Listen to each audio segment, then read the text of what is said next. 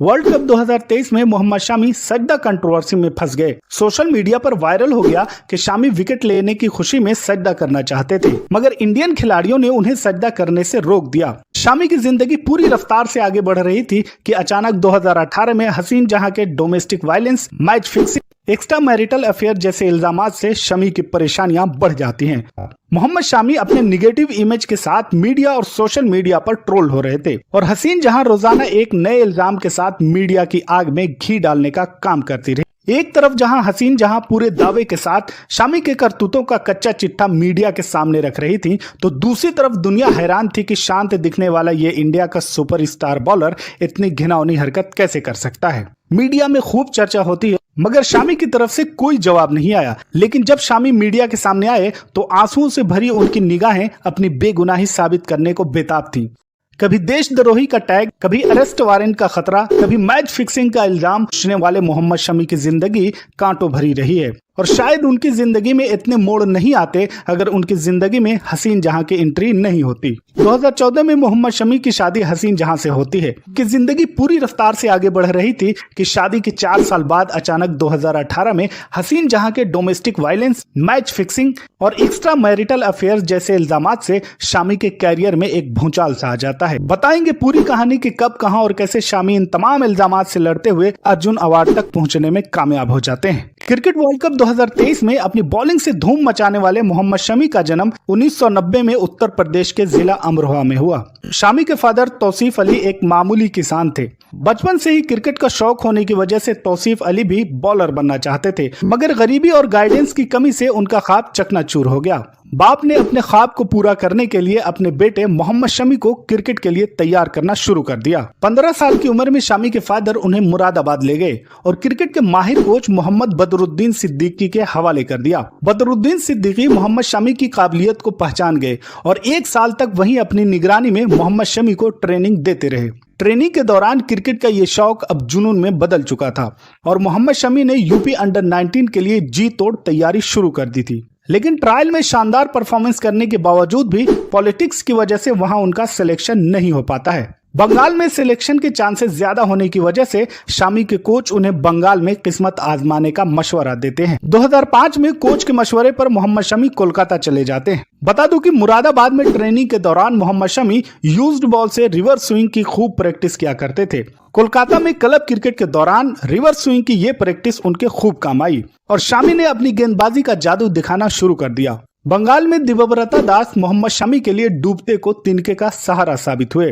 दिव्यव्रता Das cricket association of Bengal के farmer assistant secretary हुआ करते थे। मोहम्मद शमी की काबिलियत को देखते हुए उन्होंने शमी को अपना क्रिकेट क्लब ज्वाइन करने को कहा और इस तरह मोहम्मद शमी को बंगाल में रहने की जगह भी मिल गई और क्रिकेट की प्रैक्टिस का फ्री इंतजाम भी हो गया। बाद में दास बंगाल स्टेट सिलेक्टर्स को शमी की गेंदबाजी के बारे में बताते हैं। बनर्जी शमी की काबिलियत से इम्प्रेस होते हैं और फिर उनका सिलेक्शन अंडर 22 में हो जाता है। इसके बाद शमी कोलकाता का मशहूर मोहन बगान क्रिकेट क्लब ज्वाइन करते हैं। इसी दौरान ईडन गार्डन में former Indian captain Saurabh Ganguly net practice करते हुए मोहम्मद शमी की गेंदों का सामना करते हैं। यहाँ से मोहम्मद शमी की जिंदगी में एक नया मोड़ आने वाला था, मगर शमी उन सब से बेपरवाह अपनी प्रैक्टिस में लगे हुए थे। शमी की धारदार गेंदबाजी से इंप्रेस होकर गांगुली कोलकाता के स्टेट सिलेक्टर को शमी पर ध्यान देने का मशवरा देते हैं और इस तरह सौरभ गांगुली के रिकमेंडेशन पर बंगाल स्टेट सिलेक्टर्स ने शमी को 2010-11 की रणजी टीम में मौका दिया। शमी ने इस मौके का पूरा फायदा उठाया और यहां से पीछे मुड़कर नहीं देखा और डोमेस्टिक क्रिकेट में धूम मचाना शुरू कर दी। बंगाल की तरफ से आसाम के खिलाफ ईडन गार्डन में अपना पहला फर्स्ट क्लास क्रिकेट मैच खेलते हुए मोहम्मद शमी ने 3 विकेट चटकाए, जबकि 2012 में उनकी शानदार बॉलिंग की बदौलत ईस्ट जोन ने अपना पहला दुलीप ट्रॉफी जीता। 2012-13 में मध्य प्रदेश के खिलाफ रणजी खेलते हुए एक मैच में 11 विकेट लेकर सबको चौंका दिया, जिसमें एक हैट्रिक और 79 रन पर 7 विकेट लेकर एक नया रिकॉर्ड अपने नाम कर चुके थे और 5 रणजी मैचों में 28 विकेट लेकर डोमेस्टिक क्रिकेट में खूब नाम कमाया। 2013 में वेस्टइंडीज के खिलाफ ईडन गार्डन से टेस्ट क्रिकेट में अपना डेब्यू किया और पहली पारी में 4 और दूसरी पारी में 5 विकेट लेकर कुल 9 विकेट्स लेने में कामयाब रहे और डेब्यू मैच में 7 विकेट लेने वाले मुनाफ पटेल को पीछे छोड़ते हुए ये रिकॉर्ड अपने नाम कर लिया। और इसी साल 2013 में ही अशोक डिंडा को रिप्लेस करते हुए पाकिस्तान के खिलाफ अपने वनडे क्रिकेट कैरियर की शुरुआत की और इंटरनेशनल सीरीज में अपनी धारदार गेंदबाजी का जादू दिखाने के बाद अब बारी थी वर्ल्ड कप में धूम मचाने की। 2014 में उनकी शादी हसीन जहां से हुई। हसीन जहां से शमी की मुलाकात पहली बार केकेआर के मैच के दौरान हुई थी। शमी की जिंदगी पूरी रफ्तार से आगे बढ़ रही थी कि अचानक 2018 में हसीन जहां के domestic violence, match fixing, extra marital affair जैसे इल्जामात से शमी की परेशानियां बढ़ जाती हैं। मीडिया में खूब चर्चा होती है मगर शामी की तरफ से कोई जवाब नहीं आया। लेकिन जब शामी मीडिया के सामने आए तो आंसुओं से भरी उनकी निगाहें अपनी बेगुनाही साबित करने को बेताब थी। शामी ने मैच फिक्सिंग और मुल्क से गद्दारी के इल्जाम का जवाब देते हुए कहा कि मैं मरना पसंद करूंगा मगर ये घिनौना काम नहीं कर सकता। मोहम्मद शामी अपने निगेटिव इमेज के साथ मीडिया और सोशल मीडिया पर ट्रोल हो रहे थे और हसीन जहां रोजाना एक नए इल्जाम के साथ मीडिया की आग में घी डालने का काम करती रही। इन सब से परेशान होकर शामी ने अपनी जिंदगी खत्म करने तक की सोच ली थी मगर फैमिली के सपोर्ट ने शामी को उस मुश्किल वक्त में संभाले रखा। यह दौर मोहम्मद शमी की जिंदगी का सबसे खराब दौर था मगर फैमिली के सपोर्ट ने उनको संभाले रखा और कानूनी लड़ाई लड़ते रहे और हसीन जहां को इसमें इतनी कामयाबी मिल गई कि शामी पर एफआईआर हो गई और अरेस्टिंग का खतरा मंडराने लगा। शामी पर हुई एफआईआर की वजह से बीसीसीआई ने उनका सेंट्रल कॉन्ट्रैक्ट रोक दिया। मैच फिक्सिंग के इल्जाम पर बीसीसीआई के एंटी करप्शन यूनिट की जांच में शामी बेकसूर पाए गए। उन्हें क्लीन चिट दे दी गई और उनका सेंट्रल कॉन्ट्रैक्ट बहाल कर दिया गया। इसी बीच कोलकाता के अलीपुर कोर्ट ने शामी के खिलाफ अरेस्ट वारंट भी जारी कर दिया मगर शामी को यहाँ भी कामयाबी मिली और अरेस्ट होने से बच गए। इन सब के चक्कर में शामी का क्रिकेट कैरियर पूरी तरह से बर्बाद होने की कगार पर था मगर इन तमाम इल्जाम से लड़ते हुए शामी क्रिकेट के मैदान पर एक मर्तबा फिर ऐसी रफ्तार से दौड़े कि दुनिया देखती रह गई। वर्ल्ड कप 2019 में अफगानिस्तान के खिलाफ हैट्रिक लेकर दुनिया के 9वें और चेतन शर्मा की बराबरी करते हुए इंडिया के दूसरे गेंदबाज बन गए। अफगानिस्तान के खिलाफ 40 रन पर 4, वेस्टइंडीज के खिलाफ 16 रन पर 4 जबकि इंग्लैंड के खिलाफ 69 रन पर 5 विकेट्स लेकर वर्ल्ड कप की तारीख में लगातार 3 बार 4 विकेट लेने वाले हिंदुस्तान के पहले गेंदबाज बन गए। 4 मैचों में 14 विकेट्स लेने के बाद मोहम्मद शमी को अगले मैच में बैठा दिया गया और उनकी जगह भुवनेश्वर कुमार को खिलाया गया।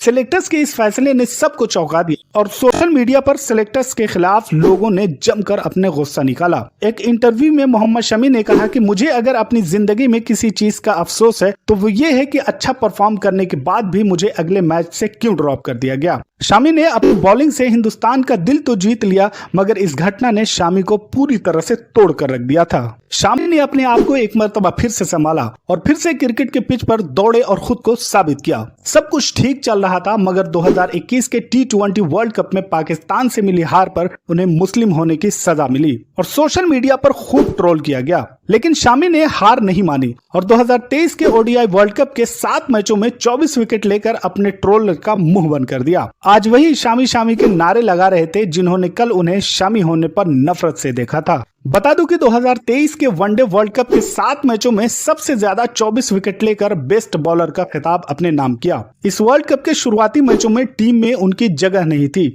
मगर हार्दिक पांड्या की चोट ने उनकी किस्मत खोल दी और मौके का फायदा उठाते हुए शामी ने 7 मैचों में 3 बार 5 और 1 बार 4 विकेट झटक कर वर्ल्ड कप की तारीख में नामुमकिन को मुमकिन बना दिया। साथ ही न्यूजीलैंड के खिलाफ 57 रन देकर वनडे में 7 विकेट लेने वाले हिंदुस्तान के इकलौते गेंदबाज बनने का रिकॉर्ड भी अपने नाम किया। शामी अपने 18 वर्ल्ड कप मैचों में लगभग 16 की स्ट्राइक रेट के साथ कुल 55 विकेट लेकर दुनिया के दूसरे गेंदबाज बन गए जबकि 39 मैचों में 71 विकेट लेने वाले ऑस्ट्रेलिया के फास्ट बॉलर ग्लेन मैकग्राथ अभी भी पहले नंबर पर मौजूद हैं। मोहम्मद शामी के लिए 2023 और 24 उनकी जिंदगी का सबसे बेहतरीन साल रहा। एक तरफ जहां उन्होंने वर्ल्ड कप के 7 मैचों में 24 विकेट लेकर विकेटों के बादशाह बने तो दूसरी जानिब खेल का सबसे ऊंचा अर्जुन अवार्ड भी अपने नाम कर लिया। जनवरी 2024 में ही बीसीसीआई की तरफ से पॉली उमरीगर अवार्ड 2019-20 के तहत बेस्ट इंटरनेशनल क्रिकेटर का अवार्ड भी अपने नाम कर लिया। यह वर्ल्ड कप शामी की जिंदगी का सबसे यादगार वर्ल्ड कप रहा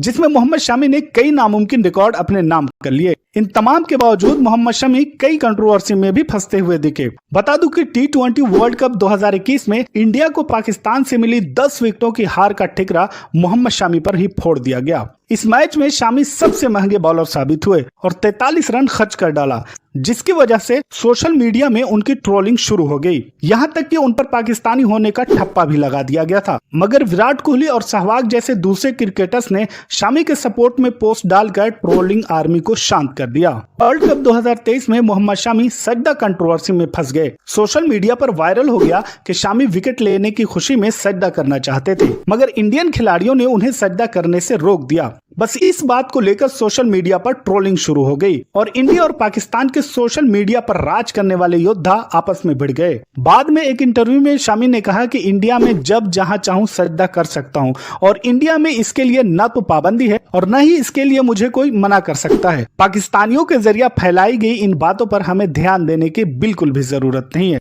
आईपीएल में मोहम्मद शामी 2011 में कोलकाता नाइट राइडर से अपने करियर की शुरुआत करते हैं, मगर 2013 तक उन्हें एक भी मैच खेलने का मौका नहीं मिलता है। 2013 में 3 मैच खेलते हैं और सिर्फ 1 विकेट लेने में कामयाब हो पाते हैं, जबकि 2014 से 2018 तक दिल्ली की तरफ से खेलते हैं और 20 मैचों में सिर्फ 13 विकेट लेने में कामयाब हो पाते हैं। 2019 से 2021 तक पंजाब की तरफ से खेलते हुए 42 मैचों में 58 विकेट्स अपने नाम करते हैं, जबकि 2022 में गुजरात टाइटंस का हिस्सा बनते हैं और 32 मैचों में 48 विकेट लेकर अपनी एक अलग पहचान बनाते हैं।